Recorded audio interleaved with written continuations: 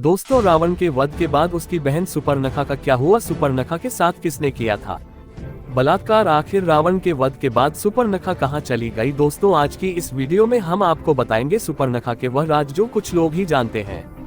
तो राक्षस के परिवार की होने की वजह से सुपर्णखा को अपना भेष बदल लेने की शक्ति प्राप्त थी। वो अपने चेहरे के रंग के साथ साथ अपनी आवाज भी बदल लेती थी। वाल्मीकि जी के अनुसार सुपर्णखा का रूप रंग बहुत ही डरावना था। सुपर्णखा ने अपने पसंद के व्यक्ति से विवाह किया था। सुपर्णखा के पति का नाम विद्युतजिह्वा था और वो राजा कालकेय का सेनापति था। कालकेय के साथ हुए युद्ध में रावण ने विद्युतजिह्वा को मार डाला था। उसका भाई ही उसके दुर्भाग्य का कारण बना। पति की मौत के बाद सुपर्णखा ने अपनी पूरी जिंदगी लंका और दक्षिण भारत के जंगलों में बिताए। वो कुछ दिनों के लिए अपने रिश्तेदारों खर और दूषण के साथ भी रही। दोस्तों, जैसा कि हम सभी जानते हैं, जब श्री राम सीता और लक्ष्मण के साथ अपना 14 वर्षों का वनवास काट रहे थे, उस समय सुपर्णखा श्री राम के रूप पर मोहित हो गई थी। लेकिन एक पत्नीव्रता होने की वजह से श्री राम ने उसे लक्ष्मण के पास भेज दिया। लक्ष्मण भी एक पत्नीव्रता थे, इसलिए उन्होंने भी सुपर्णखा को अपनाने से इनकार कर दिया। गुस्से में आकर सुपर्णखा ने सीता पर हमला करने की कोशिश की, जिसके बाद लक्ष्मण ने उसकी नाक और कान काट दिए। अगर सुपर्णखा ना होती तो रामायण भी नहीं होता, क्योंकि रामायण का पूरा युद्ध लक्ष्मण द्वारा सुपर्णखा की नाक काटे जाने के बाद ही शुरू हुआ था। फिर रावण की मृत्यु के बाद विभीषण राजा बन गए और लंका में शांतिपूर्वक राजकाज करते हुए प्रजा का ख्याल रखने लगे। किंतु रावण की बहन सुपर्णखा अयोध्यापति राम तथा अपने सौतेले भाई लंकापति विभीषण से बदला लेना चाहती थी, इसलिए उसने लंका को छोड़ दिया और दैत्य गुरु शुक्राचार्य की खोज में निकल पड़ी। दैत्य गुरु शुक्राचार्य को रावण की माता कैकसी ने लंका से निष्कासित कर दिया था। दैत्य गुरु शुक्राचार्य का आश्रम समुद्र के इस पार भारत में दंडकारण्य किष्किंधा राज्य में था। खरदूषण त्रिशला नामक राक्षस, जो रावण के ममेरे भाई थे, वह दंडकारण्य के अधिपति थे। श्री राम ने खरदूषण का भी वध भी कर दिया था।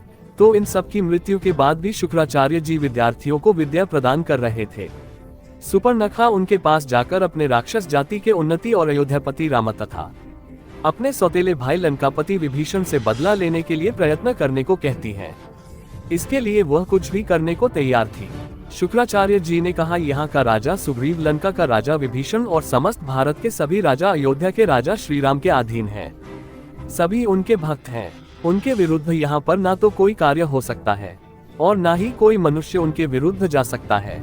इसलिए हम लोगों को पूर्व दिशा में समुद्र के उस पार, जहाँ अभी तक आर्यों की सभ्यता का विकास नहीं हुआ है, जहाँ लोग अभी भी कबीलों में रहते हैं, कच्चा मांस खाते हैं, उधर चलकर भगवान आशुतोष की आराधना करते हैं। सुपर्णखा के साथ शुक्राचार्य मंत्र शक्ति से समुद्र पार करके आज के सऊदी अरब देश पहुंचते हैं। यहाँ के सभी लोग कबीलों में रहते थे और पशुओं की तरह जंगलों में कच्चा मांस, फल आदि खाते थे। कबीले के सभी लोग आपस में मारकाट किया करते थे, जिसके सिर्फ दो कारण होते थे। पहला खाना अर्थात शिकार, अपना इलाका, और दूसरा स्त्री। इनके यहाँ स्त्री किसी की पत्नी नहीं होती थी, बल्कि ताकतवर पुरुष ही उससे संभोग करता था। कबीले की सभी स्त्रियां पहले सरदार की स्त्री होती थी।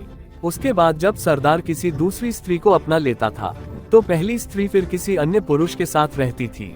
शुक्राचार्य की प्रतिज्ञा के बारे में सभी जानते हैं कि वह सदैव अंधेरे अर्थात पाप को बढ़ावा देने वाले हैं। वह सदैव पापियों के मददगार रहे हैं। फिर सुपर्णखा तो उनके प्रिय शिष्य रावण की छोटी बहन थी। भला वह उसकी बात क्यों नहीं मानते? सुपर्णखा की नाक कटी हुई थी। वह हमेशा अपना मुख ढक कर रखती थी। हालांकि वह सुंदर भी थी और साथ ही साथ माया भी जानती थी और कोई भी रूप ले सकती थी। उस समय वहां पर सैकड़ों कबीले थे।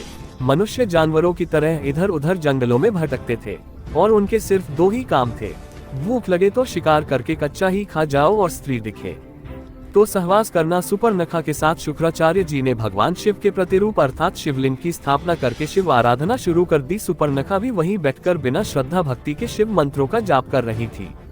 थोड़े दिनों में उधर से वहां के सबसे शक्तिशाली कबीले की टोली गुजरी, जिसका मुखिया एक आदम नाम का एक भयानक लंबा चौड़ा हष्टपुष्ट शरीर का मालिक व्यक्ति था। वह व्यक्ति शेर, बाघ, हाथी, घोड़े आदि किसी जीव से ज्यादा शक्तिशाली था। सारे कबीले उसके अधीन थे। उसकी एक ही कमी थी कि वह पशुओं की तरह नंगा रहता था और किसी भी स्त्री को देखकर जब तक उसको पा नहीं लेता था, तब तक बराबर प्रयास करता रहता था। राक्षस टोली ने देखा कि एक बूढ़ा व्यक्ति हवन कर रहा है। उसके सामने एक स्त्री जिसने मुख पर कपड़ा ढक रखा है। वह सुंदर स्त्री अगर मुखिया को मिल जाए तो मुखिया के साथ रह रही उसकी स्त्री का भोग हम सबको मिल जाए, यही सोचकर राक्षस सुपर्णखा का अपहरण करके अपने मुखिया के पास पहुंचा देते हैं। मुखिया आदम ने सुपर्णखा से संभोग की इच्छा जताई। सुपर्णखा ने माया से सभी को सम्मोहित कर रखा था।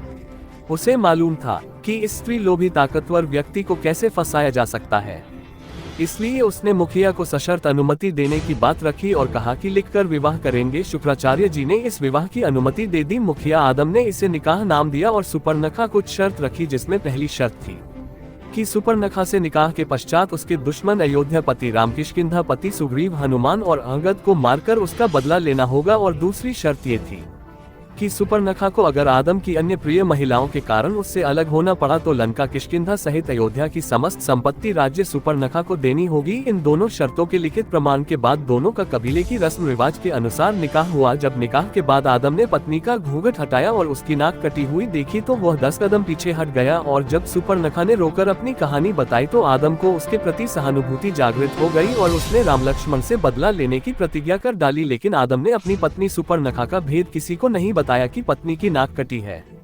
अगर वह सबके सामने जाती तो लोगों में बदनामी होती, इसलिए उसने पत्नी को हव्वा नाम दिया और सबको बताया कि मेरे अतिरिक्त जो कोई भी हव्वा का चेहरा देखेगा उसकी मृत्यु हो जाएगी। यह हवा उड़ाने में शुक्राचार्य का भी पूरा साथ रहा और इस तरह से हजारों सालों में कई सारे संप्रदाय जो एक दूसरे में से निकलते रहे वह सभी आदम और हव्वा से उत्पन्न हुए हैं। कालांतर में इन्हीं आदम और हव्वा से यहूदी, ईसाई, मुस्लिम आदि संप्रदायों का जन्म हुआ। इन लोगों ने भी आदम जैसे आदिमानव अर्थात कबीले वाले लोगों की सीख मानी और अभी तक उन्हीं की परंपरा अपनाते आ रहे हैं। जैसे स्त्रियां अपने मुख पर हव्वा अर्थात सुपर्णखा की तरह अपने मुख पर हिजाब अवश्य पहनती हैं, आज भी इनका विवाह एक करार, एक समझौता ही होता है। आज भी इनके विवाह में सशर्त विवाह मंजूरी होती है। एक दूसरे को शर्त सुनाते हुए मेहर अर्थात स्त्री को दी जाने वाली रकम का जिक्र करते हुए रजामंदी ली जाती है। अगर किसी कारण विवाह विच्छेद होता है तो मेहर की रकम पुरुष स्त्री को अदा करता है। तो इस तरह सुपर्णखा रावण की मृत्यु के बाद अरब देशों में चली गई थी। आदम नामक व्यक्ति जो कई कबीलों का सरदार था, सुपर्णखा उससे शर्त के साथ संबंध बनाने को राजी हुई थी।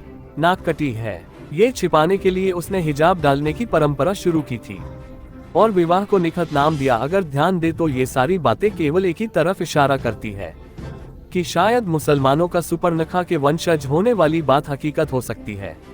और सारे मुसलमान इस बात से डरते हैं कि अगर कोई हिंदू गलती से भी मक्का मदीना के अंदर चला गया और उसने इस शिवलिंग पर गंगाजल छिड़क दिया तो इस दुनिया से पूरी राक्षस जाति का अंत हो जाएगा। मित्रों, ये राक्षस कोई और नहीं बल्कि सुपर्णखा के ही वंशज हैं। लेकिन मित्रों, इस्लाम धर्म हकीकत पर आज भी कई हिंदुओं के द्वारा सवाल उठाए जाते हैं कि आखिर उन्हें मक्का मदीना के अंदर क्यों नहीं जाने दिया जाता है। वैसे मित्रों, कमेंट करके बताइए कि आपको क्या लगता है कि मक्का मदीना के बारे में कही जाने वाली यह सारी बातें क्या सच हो सकती है या फिर यह सब एकमात्र कल्पना है। अपनी राय जरूर दीजिएगा। धन्यवाद।